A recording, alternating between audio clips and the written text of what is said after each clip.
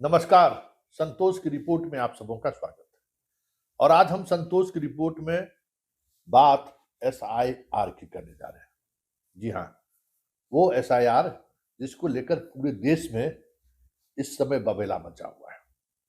बंगाल से लेकर यूपी तक हर तरफ एक ही बात है कि क्या चुनाव आयोग बीजेपी आयोग तो नहीं है। ममता का अलग रुख, अखिलेश का अलग अंदाज, हर कोई एसआईआर को लेकर अपने अपने तरीके से चीजों को रख रहे हैं। मध्य प्रदेश में एसआईआर में बीएलओ की मौत, यूपी में मौत, लगातार खबरें चल रही है। मौत के साथ साथ ये भी खबरें चल रही हैं कि ओबीसी पिछड़ों को हटाया जा रहा है। देखिए, फिर विपक्ष और जो तथाकथित बुद्धिजीवी हैं, जिनको मोदी के हर फैसले में कुछ न कुछ संदेह दिखता है, ऐसे लोगों से मेरा आरजू विनती है कि बिहार आकर देखिए यहाँ एसआईआर कैसे हुआ है। जो 65 लाख लोगों का नाम कटा है, क्या वाकई में उसमें से 1000-2000 भी ऐसे लोग सामने अभी तक आए हैं जो नाम जो ये कहे कि हमारा नाम कट गया। यूं कहे तो इस पूरे इलेक्शन प्रोसेस में, हर इलेक्शन में हम लोगों का अनुभव ये रहता था कि 100-200 मतदाता का वोटर आईडी कार्ड है और मतदाता सूची में नाम ही नहीं है। बड़ा हंगामा होता है। इस बार इस तरीके की शिकायत नहीं के बराबर, नहीं के बराबर। और कहीं से भी इस बात को लेकर कोई आपत्ति दर्ज नहीं हुई कि एसआईआर में जो है खास करके किसी खास समूह को टारगेट किया गया। ये अलग बात है कि नीतीश का शासन है, उस वक्त भी था, तो अल्पसंख्यकों को लेकर डीएम का वो नजरिया कहीं नहीं दिखा। सबसे ज्यादा अगर वोटर कटने की बात करें तो गोपालगंज में कटा है, जबकि किशनगंज में सबसे बड़ी आबादी है। उसके बाद मधुबनी में कटा, जहां सबसे ज्यादा पलायन है। पटना में कटा। इसलिए कहीं दूर दूर तक इस बात को लेकर कोई कह सकते हैं कि संदेह नहीं रहा। लेकिन एसआईआर तो सिर्फ एक बहाना है। एसआईआर तो सिर्फ दिखाने का एक कह सकते हैं कि मुखौटा है। उसके पीछे जो इलेक्शन कमीशन जो कर रही है, जिसको लेकर जो एक बुद्धिजीवी तबका है देश का, जो कहता है कि मोदी कॉन्स्टिट्यूशनल इंस्टीट्यूशन को खत्म करने पर लगा है, तरह तरह की जो बातें हो रही हैं, सवाल उस पर करने की जरूरत है जहां सवाल नहीं हो रहा है। और विपक्ष जिस तरीके से इस तरीके के सवाल उठाकर हमें लगता है कि बीजेपी के जाल में फंसते जा रहे हैं। बीजेपी तो यही चाहती है। एसआईआर के मुद्दा को लेकर राहुल ने पूरे बिहार में जबरदस्त मूवमेंट खड़ा करने की कोशिश की, लेकिन उनके साथ न भाकपा माले ईमानदारी से खड़ा था, न आरजेडी खड़ा था। जैसे ही राहुल दिल्ली पहुंचे, तेजस्वी अपना यात्रा निकाल दी।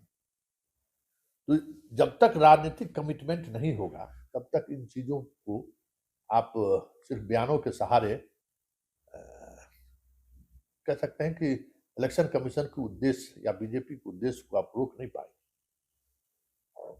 हर बूथ पे आपका आदमी होना चाहिए, क्योंकि जो बिहार में प्रोसेस अपनाया गया है,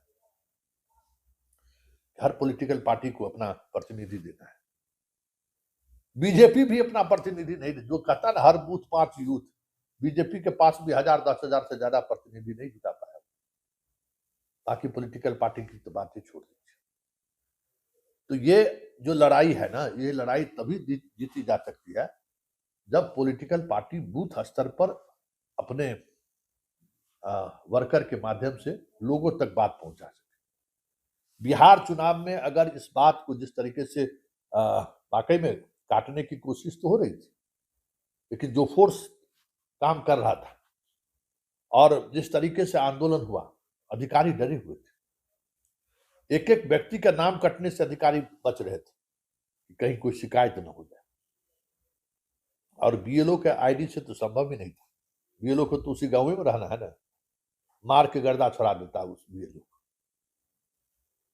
लेकिन इस वजह से लोगों का नाम नहीं कटा और आप वोट के अधिकार के का आप हकदार हैं, इसको लेकर जो नैरेटिव बनाने की जरूरत थी वो विपक्ष नहीं बना पाया। बिहार के एसआईआर के मामले में जितनी लड़ाई यहाँ यहाँ के बुद्धिजीवियों ने, यहाँ के पत्रकारों ने और खास करके यूट्यूबर्स, सबसे तो जबरदस्त लड़ाई यूट्यूबर्स लड़ा, जो गांव गांव में जो है यूट्यूब चलाता है। एक एक लोगों का जिसका भी नाम कटा और वो गांव में मौजूद है या गांव आ गया है, तो उसको लेकर खबरें चलाई और प्रशासन को मजबूर किया नाम जोड़ने के लिए। जो आप देख रहे हैं कि कहीं से कोई शिकायत नहीं मिली, उसकी सबसे बड़ी वजह ग्रामीण स्तर पर जो यूट्यूबर्स, सोशल प्लेटफॉर्म पर जो खबर बनाने वाले लोग थे, वो लोग सबसे ज्यादा सक्रिय थे। उन्होंने सरकार को मजबूर किया कि एक भी गलत आदमी का नाम नहीं कटना चाहिए। गलत आदमी का नाम कटा मतलब गलत आदमी का नाम कटना चाहिए, सही आदमी का नाम नहीं कटना।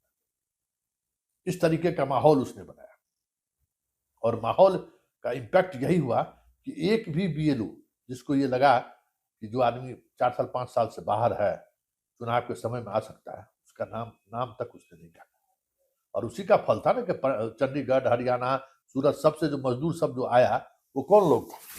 वही मजदूर था ना जो कई वर्षों से बाहर रह रहे थे। तो एसआईआर के दौरान जो चीजें अगर साजिश रही होगी, तो यूट्यूबर्स के सक्रियता की वजह से, पॉलिटिकल पार्टी की वजह से, यूट्यूबर्स की सक्रियता की वजह से वो चीजें नहीं हो सकी। लेकिन हुआ क्या? लड़ाई तो वो है कि आप चुनाव अधिसूचना जारी होने से ठीक पहले किसी कार्य योजना की घोषणा आपने कर दिया और चुनाव के दौरान वोट गिराने से 48 घंटे पहले आप उसके अकाउंट में 10,000 रुपया डाल दिया।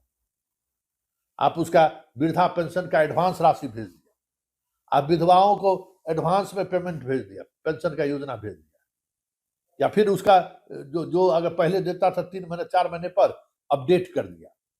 तो ये जो चीजें हैं, असल वो लड़ाई तो वहां है जो विपक्ष उस बिहार में भी कि भाई अगर वो 10,000 देगा तो हम तुमको 20,000 देंगे, वो 20,000 देगा तो हम 30,000 देंगे, वो 10 लाख नौकरी देगा तो हम तुमको जो है सो हर घर में एक व्यक्ति को नौकरी दे देंगे, जो संभव ही नहीं है। तो बिहार में विपक्ष जिस वजह से हार खाई है, जिस वजह से औंधे मुंह बिहार में विपक्ष गिरी है, एसआईआर को लेकर अगर उसी तरीके की रणनीति मध्य प्रदेश में, राजस्थान में या यूपी में या बंगाल में विपक्ष, और बंगाल में ममता बनर्जी अगर उसी तरीके से चीजों को देखेंगे, तो ये तय मानिए कि बीजेपी को दशकों तक फिर से सत्ता में बने रहने से कोई नहीं रोक सकता, क्योंकि ये लड़ाई अब डेमोक्रेसी के होने या नहीं होने का है। और इसमें बुद्धिजीवी को भी और जो विपक्ष है उनको नए सिरे से सोचना होगा कि जो इलेक्शन में जो चीजें हो रही हैं जिस तरीके से, उसको हम कैसे आप बताइए। यहाँ बिहार में ईवीएम पर वोटिंग पर कोई आपत्ति दर्ज करने की बात हो रही है, एक सप्ताह से अभी तक कोई पॉलिटिकल पार्टी ने आपत्ति दर्ज नहीं कराई है। किसी पॉलिटिकल पार्टी ने आपत्ति दर्ज नहीं कराई है कि भाई हम सो ईवीएम की जांच करिए। तो फिर ये जो समय खत्म हो जाएगा, उसके बाद आप कहिए कि गड़बड़ी हुई है, उसका कोई मतलब नहीं है। इसलिए एसआईआर के सहारे सत्ता पक्ष या बीजेपी जो साधना चाहती है, अगर विपक्ष इसको दूसरे नजरिया से देखे, उनके इस पूरे नैरेटिव को और उनके द्वारा जो अगर कुछ करने की कोशिश भी हो रही है, उस कोशिश को विफल कर सकती है। लेकिन नए सिरे से सोचना होगा।